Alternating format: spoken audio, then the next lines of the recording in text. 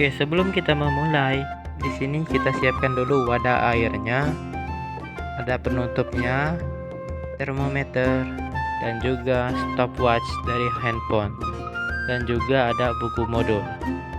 Ya, berikutnya kita isi kedua wadah tersebut menggunakan air sedang yang sama banyak isinya. Lalu kemudian kita ukur air tersebut menggunakan termometer untuk lembar pengamatan.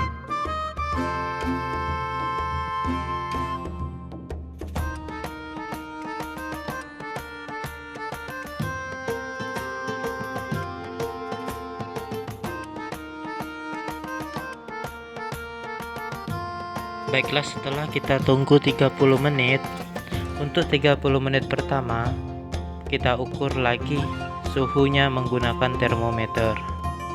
Kemudian kita catat berapakah hasil dari suhu kedua wadah air tersebut.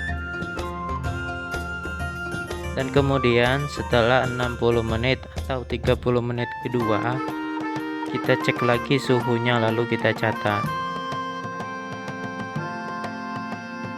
Dan berikutnya setelah 90 menit kita cek lagi suhunya dan kita catat hasil dari suhu tersebut.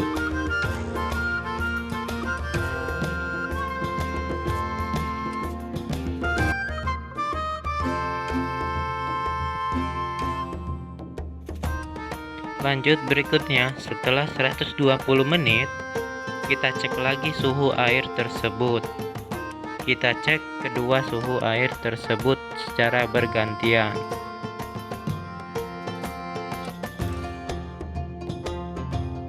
Dan yang terakhir, setelah 150 menit atau 30 menit kelima, kita cek kembali suhu air di wadah tersebut. Kita cek satu persatu.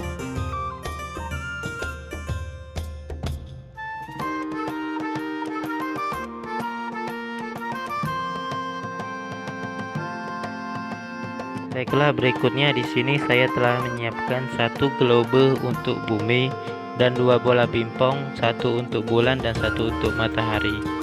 Diketahui bahwa bumi berevolusi terhadap matahari, sedangkan bulan berevolusi terhadap bumi. Maka suatu saat nanti bulan, bumi, dan matahari akan berada di satu titik garis yang lurus.